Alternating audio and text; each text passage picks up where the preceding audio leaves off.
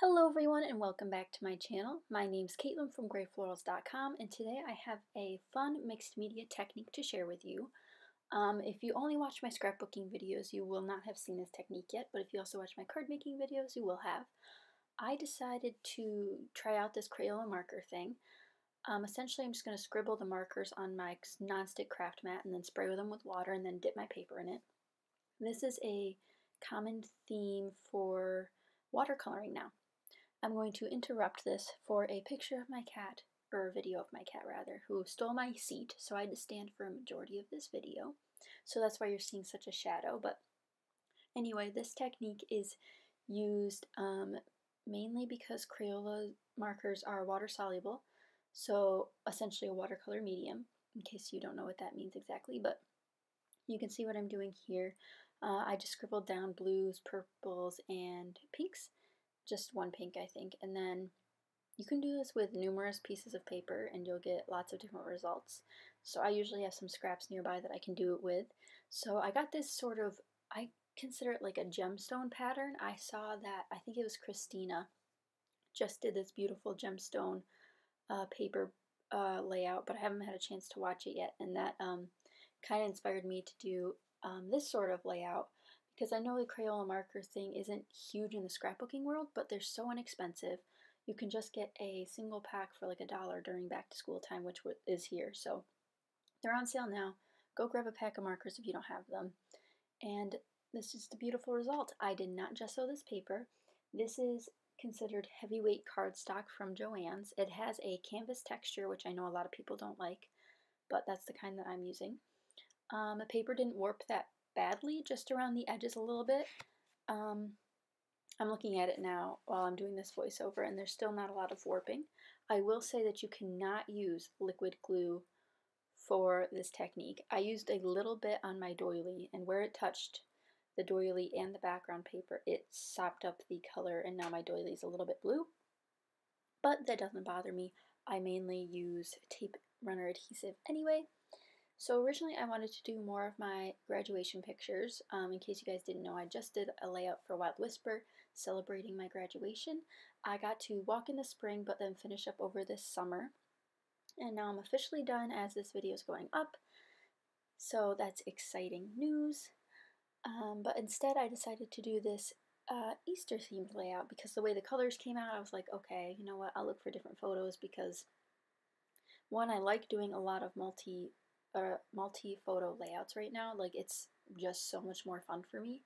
So I'm doing 2 photos that are 3x3 and then 1 photo that's a weird like 5x4. Just an odd group photo, but this is us Easter egg hunting this year. It's not a cutthroat Easter egg hunt, but you know, definitely is fun still. So I have this Spiegel Mom Scrap little glassine bag that they sent me with my, I think my sequins were in this bag, but they sent this to me with my order, so I decided to use it because the pinks bring out the pinks in the background. Again, this technique is very easy. If you guys have any more questions about it, please leave them in the comments. I've done a couple different variations of the technique. The main technique to use with the watercolors is to use them on watercolor, or I mean not the watercolors, the Crayola markers, is to watercolor images with them. I know that Amy has done some from Paper Prairie Ink. She's done a lot of cards that way. That's how I found out that Crayolas could be used as watercolors.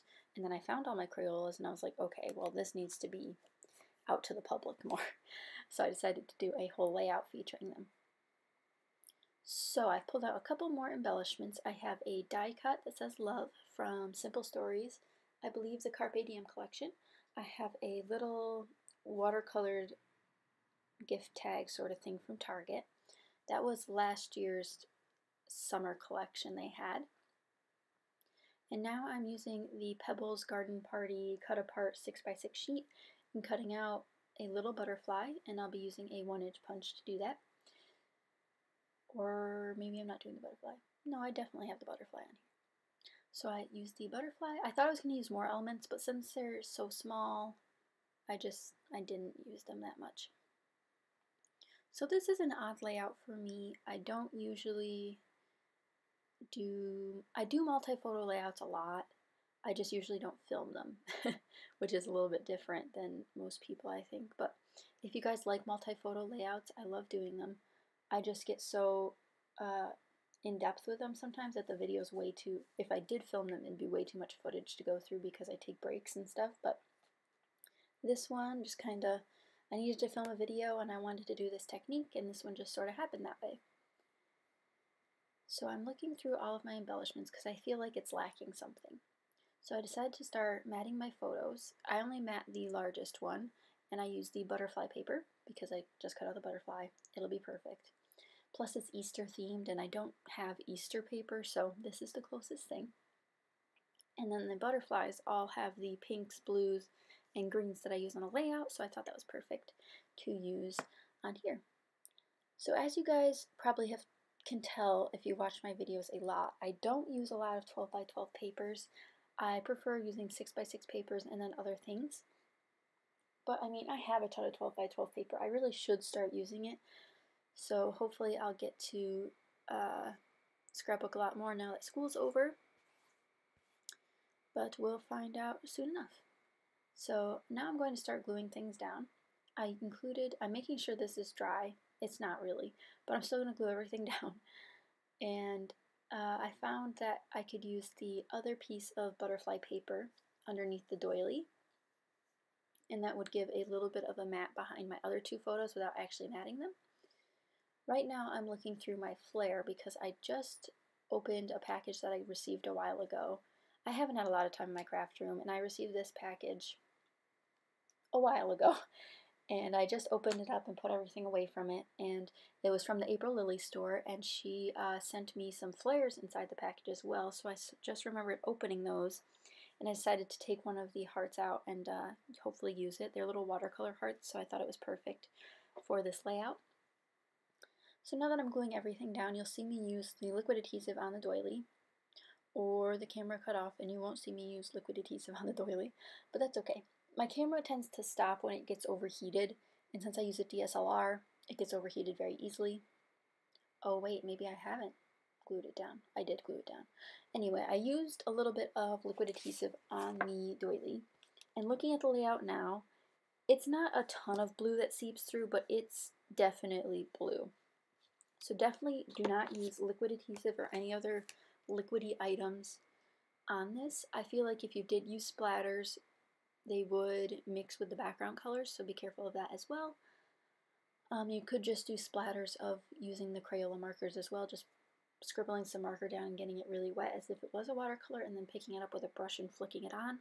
That's another method you could do with these markers, but definitely the most inexpensive way to do watercolor with the boldest technique, or with the boldest results, because I have the watercolor palette from Michaels, the $5 one, and it's not the best watercolor palette, obviously. I find that it has a very chalky finish, while these markers don't really, they have almost like a suede finish, but that might just be the texture of the paper that I'm feeling. I'm touching it right now in case you're wondering, but I find that they blend together so easily. They move on the, I didn't do directly onto the paper because that could cause problems, but picking it up with the paper off of my nonstick craft mat was definitely the way to go for this background technique. But again, if you guys have any questions, please let me know in the comments. Now I'm trying to work on a title. I have my wood veneer embellishment box open on top of my lap, which you cannot see, but I pulled out some wood veneer. I have a heart, and then I also pull out a butterfly because I figured I have butterflies on there already. Might as well include one of these wood veneers that I never use. And trust me, I use wood veneers on almost all of my layouts. It's a problem, but I love them, so it's okay. And it's coming together pretty well. I want to add some of these Tim Holtz Occasion word stickers because I know I have Easter ones and I know I need to use them. So I put Jelly Beans Basket Hunt, which is not a sentence, but it looks cute together. And this layout is almost complete. I add a title that says Egg Hunting, and that's from these stickers here. And they are the Memento stickers from Amy Tangerine's collection. I bought them at Tuesday morning, and it doesn't tell me which collection they're from, but they're a little, they're not puffy stickers, but they look like puffy stickers, they're just not squishy. And after I add the title, I will add a bunch of enamel dots. I use the ones from a Freckled Fawn order that I put in a while ago, and I can't believe it, but they're almost all gone, and I'm so sad about it because Freckled Fawn might have my favorite enamel dots ever. But that pretty much sums up this layout. If you guys have any questions, please leave them in the comments below. I have some close-up photos at the end in case you want to see the color in real life, I guess, because this was filmed at night, so the lighting's not that great. But thank you guys so much for watching. Be sure to give this a thumbs up if you enjoyed because it helps me out immensely, and be sure to subscribe if you enjoyed because that giveaway is still coming. I know it's been months, but it will be coming. It will, I promise. So thank you guys again so much for watching. I'll catch you guys next time. Bye!